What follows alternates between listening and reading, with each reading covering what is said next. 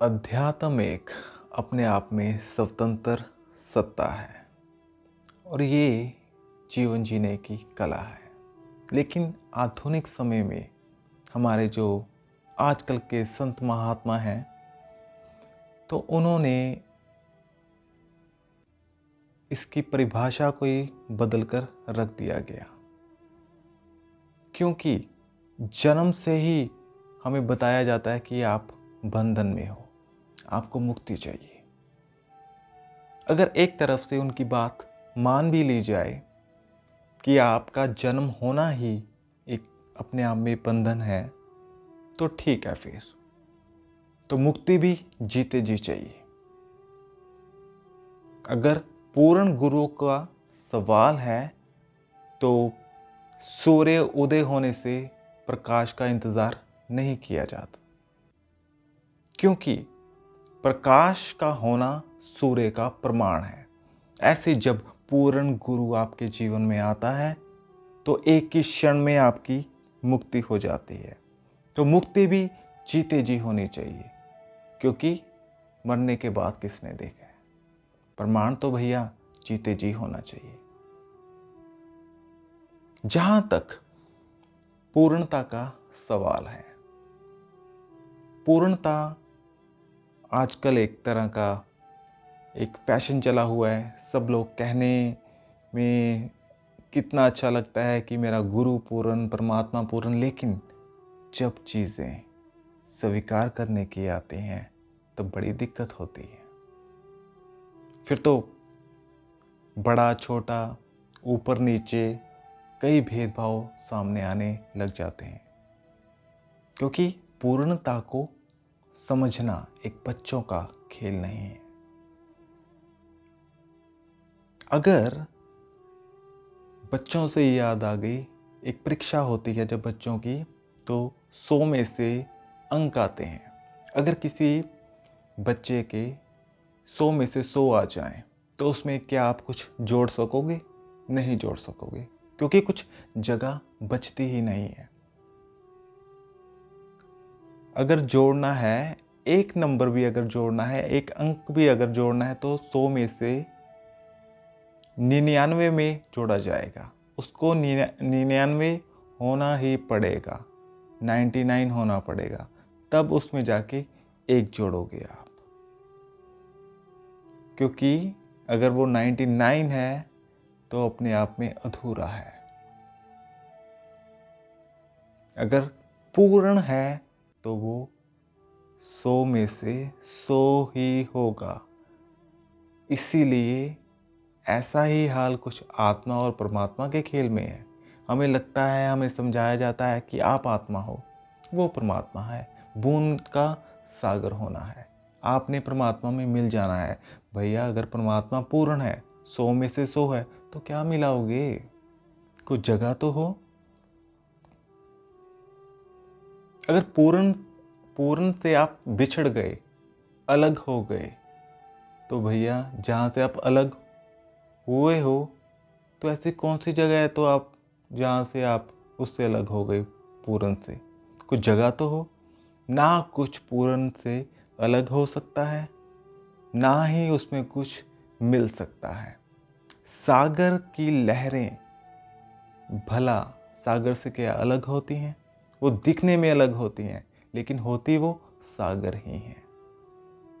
तो इसीलिए भ्रांति हमारे मन में माया द्वारा आ जाती है। कोई बड़ा, कोई छोटा, कोई ऊपर नीचे, लोक परलोक धाम, ऐसा कुछ चीज़ें जिसमें ये क्रियाएं हम करने लग जाते हैं, भ्रमित हो जाते हैं। परमात्मा की बात कर सकते हो, आकार की बात कर सकते हो, निराकार की बात कर सकते हो, शब्द की बात कर सकते हो, लेकिन स्वयं की क्या बात करोगे? जब कहानी आपके स्वयं तक आती है तो शब्दों की पहुंच लड़खड़ाने लग जाती है। शब्दों की आपके स्वयं का जो मूल स्वरूप है, वहां तक उसकी पहुंच है नहीं। और जहां तक सवाल कर्मों का है, कि आपने कहावत भी सुनी होगी कि जैसी करनी वैसी भरनी।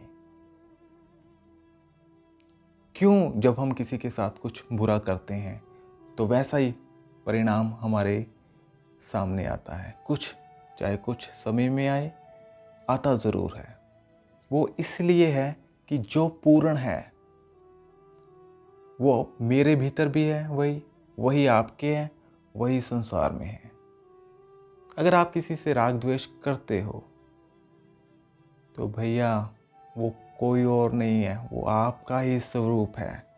तो आपके पास नहीं आएगा, वो क्या पड़ोसियों के पास आएगा? नहीं। हमें इसके बारे में विचार करना चाहिए कि पूर्ण जो है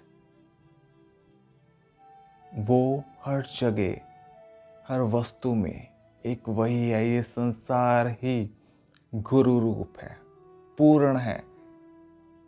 ये संसार उसकी अपने रंगों ढंगों से वो स्वयं की स्तुति कर रहा है।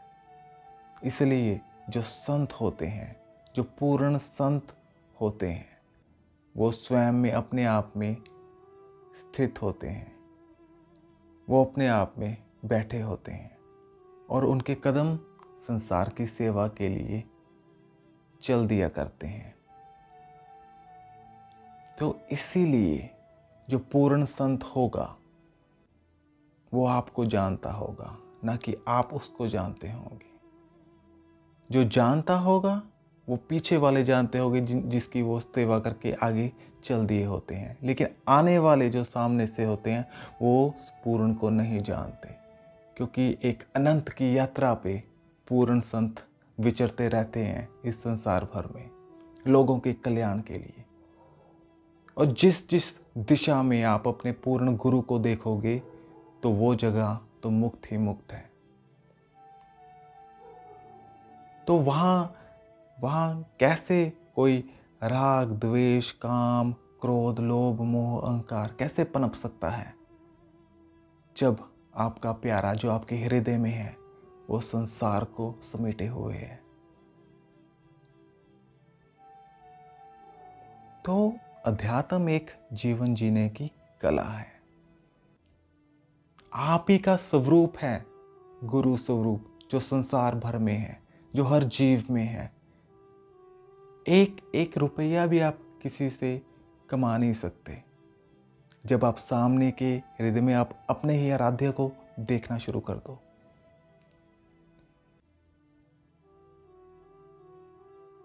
तो जो ये बंधन है पूर्ण गुरु के सामने आते ही एक ही क्षण में आप मुक्त हो जाते हो।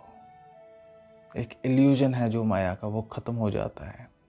लेकिन अगर आपको खेती करनी पड़ जाए, कर्म काटने पड़ जाए, क्यों कर्म काटने पड़ जाए?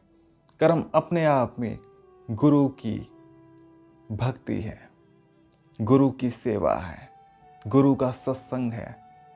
क्योंकि जिस जिस वस्तु में, जिस जिस कर्म में आप अपने गुरु को देखोगे वो कर्म ही एक गुरु की स्तुति कर रहा है।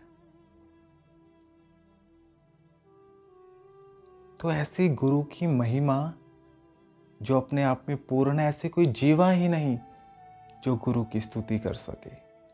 क्योंकि पूर्ण एक ही होता है, दो पूर्ण नहीं हो सकते। अगर 100 में से 100 किसी के आ गए तो भैया एक भी नंबर मैं किसको दे सकता हूँ? कुछ बचा हो नंबर या अंक मैं तब दूं, कुछ बचा ही नहीं है। सत्य असत्य, दिन रात, कंप्लीट जिसको बोल देते हैं, तो उसको स्वीकार करना एक छोटा सा दिमाग के लिए बड़ा मुश्किल हो जाता है, क्योंकि दिमाग समेट नहीं पाता। ये तो कंप्लीट बोल रहा है, ये तो कंप्लीट है, तर्क वितर्क से भी ये परे है।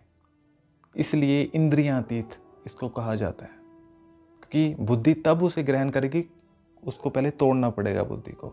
ये दिन है, ये रात है, ये सही है, ये गलत है। तो इसीलिए जो पूर्ण है वो हमारी छोटी सी बुद्धि में नहीं आता। दिमाग कि वहां तक पहुंच है ही नहीं।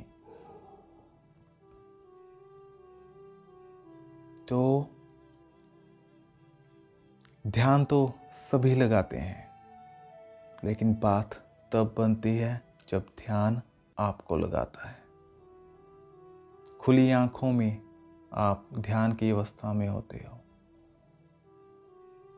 जब आपके सामने पूरा गुरु जो बाहर भी है और आपके अंदर भी है, जब आप उसकी लीला को देखते हो एक साक्षी बन के।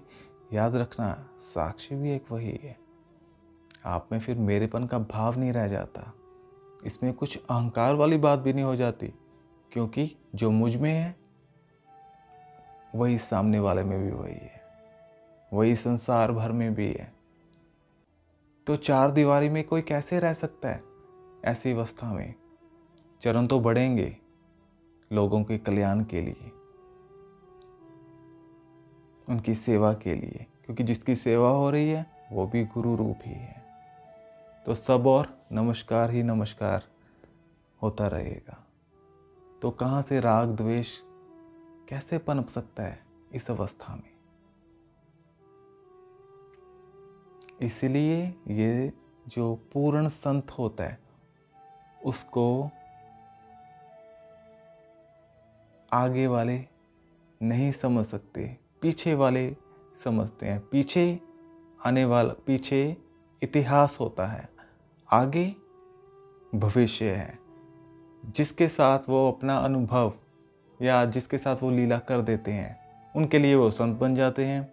सामने वालों के साथ उन्होंने लीला रचनी होती है। इसलिए जो वर्तमान समय होता है उसमें हम सच्चे या पूरे गुरु का हम पता नहीं लगा सकते, क्योंकि उनके जाने के बाद उनकी अनुभूति होती है। ये अपने आप में अद्भुत बात है पूर्ण संतों की। तो